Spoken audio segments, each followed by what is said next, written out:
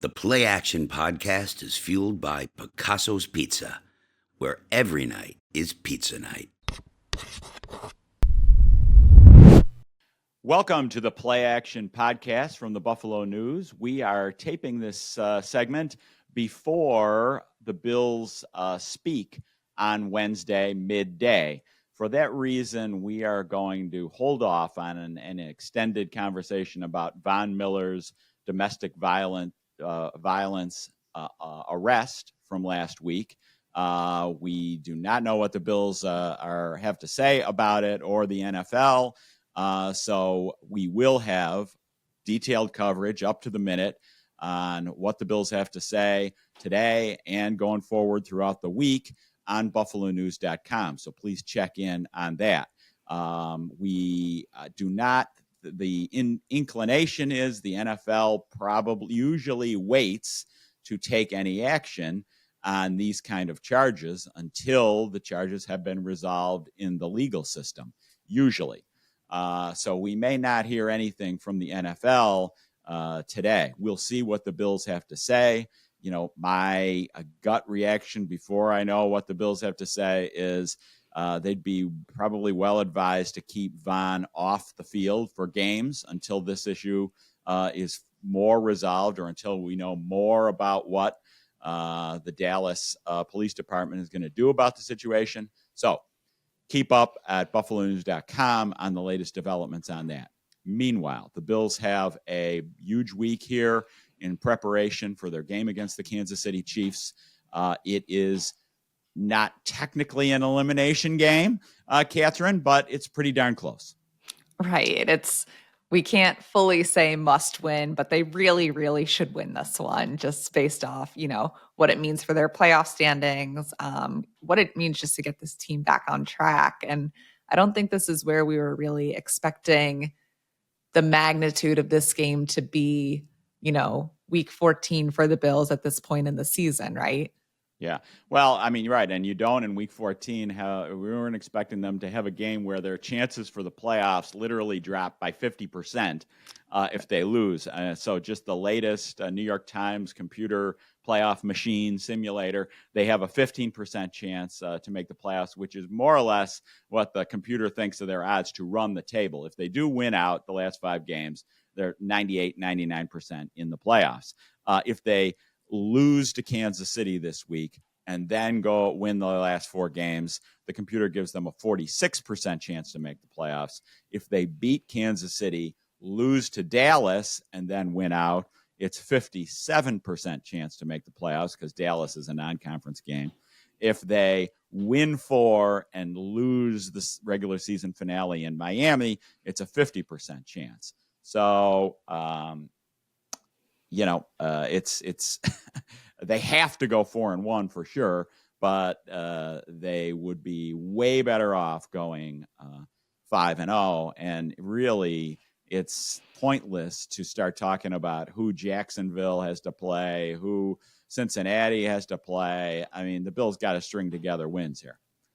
Right. I think even just if they're going to make it to the playoffs, which is still a big if at this point, you need to be looking a lot better than how they've looked lately for the big picture here. So I think that's kind of, again, we always knew this was going to be a big game, but we thought they'd be playing for something different than just playoff contention at all, really. And, and the real frustrating thing, and we'll have time to talk about this in the coming weeks, is that, they have looked so good at times in the win over Miami and the game against Philadelphia, which they should have won. And if they had just won one, they're 2-6 in 1-score games. If they had just won one of those, their playoff chances would be so much better. I mean, we can go back and rehash, the 12-man penalty, even the Denver, Jordan Phillips gets a personal foul, late hit on the quarterback on a 4th and forever. Any one of those things don't happen, and they're so much better off. So this truly is, a team that hasn't been able to get out of its own way, and which doesn't inspire tremendous confidence that they can go 5-0 or 4-1. No, I think it's a season so far of kind of, to your point, a lot of what ifs. Like, well, what if this went a little differently? What if that? What if you simply beat the Patriots? Where there's so many things that could have gone differently. That in some ways it's kind of hard to figure out what exactly the identity of the Bills is. But at the same time, it's kind of just that. This is a team that hasn't been able to figure it out thus far. Big picture, they're still, we'll see what they did over the bye week. Obviously, guys did take a break, but just kind of in preparing for Kansas City, what that's going to look like. But I think there's a lot of work to do just to get this team playing up to the caliber that matches the expectations set for it before the season. Let's look ahead to Kansas City specifically. We've talked a lot on this podcast about different problems the Bills are having, but let's kind of spin this a different way. Mark, who do you think you want to see step up for the team this week to get a win here? Yeah, well, I mean, looking at the offense, they're facing a tough challenge against a good Kansas City defense. This arguably is the best defense that Kansas City has had in its Super Bowl run of the Patrick Mahomes era. They're fourth overall in yards allowed. They're third in points allowed. So I think they have a good ability to create pressure. I wrote about that in a column today, with blitzing or with just by sending cornerbacks as part of a four-man pressure. I think the Bills are going to need to run the ball well against this team and to the short passing game. So if I could throw out three, James Cook, Khalil Shakir, Dalton Kincaid, I see as this is going to be a move the chains kind of game for both teams. Yeah, I think if we'll stick on the offense for a second, I would still like to see a little more production from wide receivers, a little lower on the roster. I thought we would see more this season from Trent Sherfield and Deontay Hardy, which, plenty of reasons maybe why we haven't so far. Could be different now that Joe Brady's at the helm. But I think just getting more guys involved this game, you want to see your playmakers make plays, obviously. But I think just getting that involvement from people deeper on the roster is going to be critical in a game like this. Yeah, no doubt. It'll be interesting to see if they make Leonard Fournette active after now he has had time to learn the playbook, been through the bye. I think this is a game where running back pass protection is big. So and Latavius Murray is one of the best running back blitz pickup guys in the league, which might argue against Leonard Fournette in this game. But you would like to think that they could spring Leonard Fournette one of these weeks against Kansas City or Dallas and get a little bump in the offense. All right. How about defense? Who are you looking for there? Yeah, well, I mean, watching the Kansas City loss to Green Bay last week, the Packers were able to have a disciplined pass rush, keep Patrick Mahomes hemmed in, and get some sacks on him. So, Leonard Floyd, Greg Rousseau, Ed Oliver, it's going to be a huge game for them. You have to get some pass rush on Mahomes.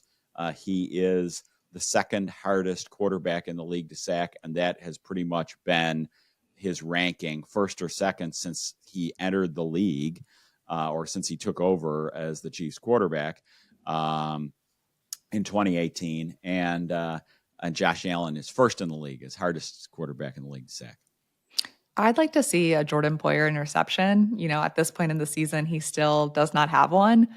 He's come really close a few times. Don't get me wrong. I can think of a couple in particular, but that's something that I was a little surprised by.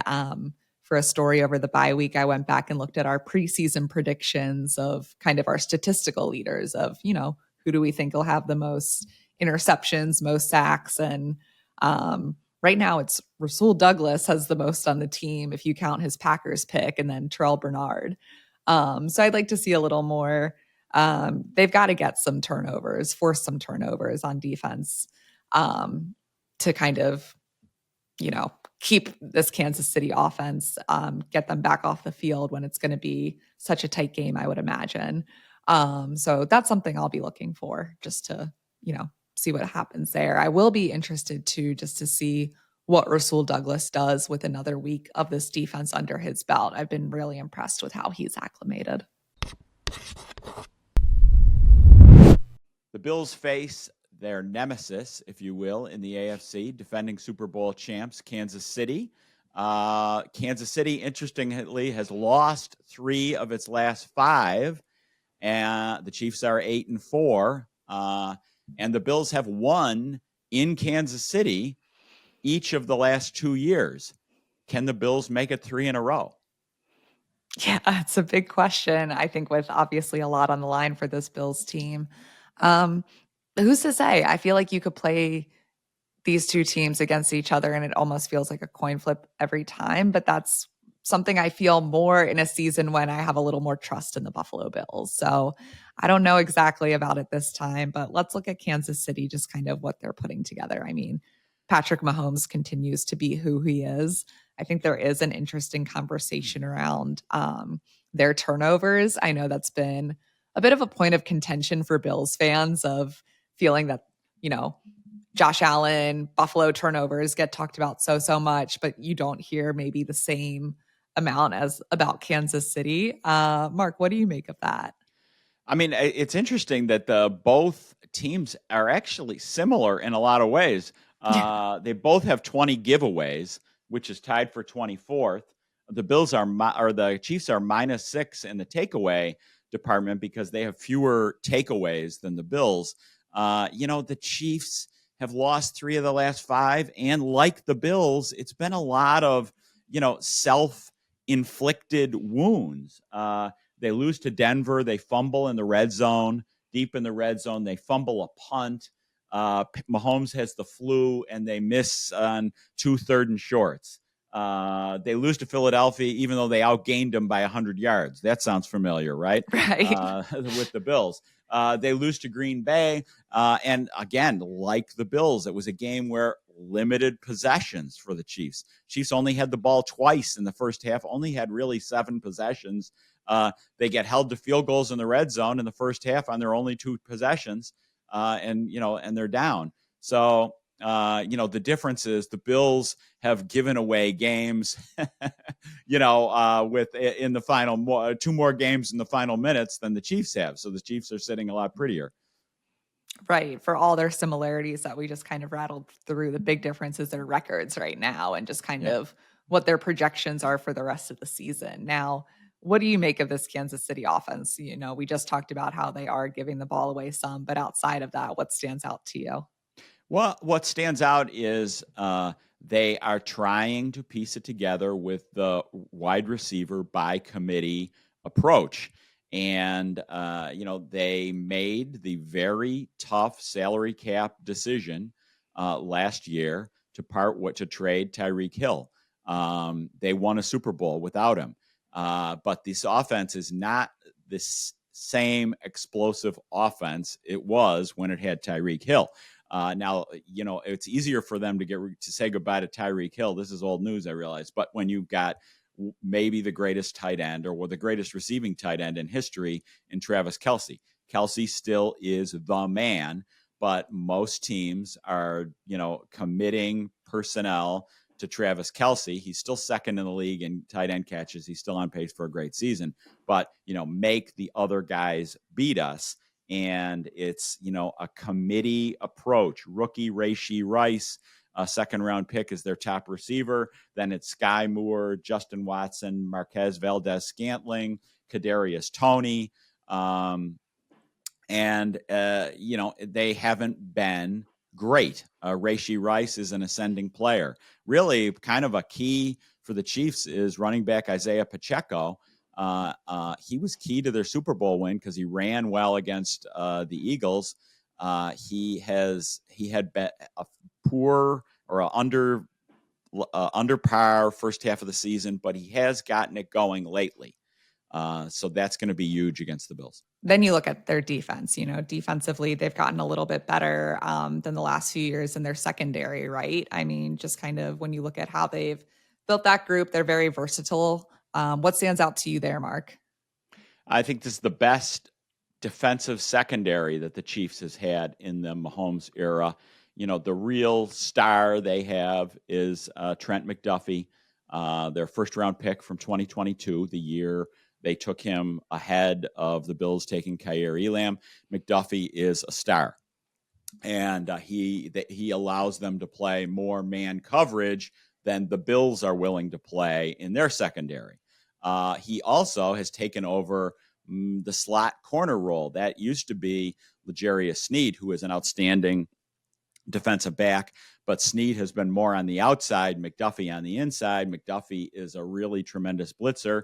And then their safeties are improved. The Bills fans might remember big long passes against Daniel Sorensen playing safety for the Chiefs. Well, their safeties are Brian Cook and Justin Reed. Justin Reed, a free agent signee of a few years ago. He really has been a solid player on the back end. He's a better tackler even than Tyrann Mathieu, their former star safety. So their back end is really solid, which is another reason why the Bills can't need some help from the running game. Yeah, not necessarily news that Bills fans want to hear of. The Kansas City defense has gotten better than it's been the last few years. But either way, should be a really interesting matchup.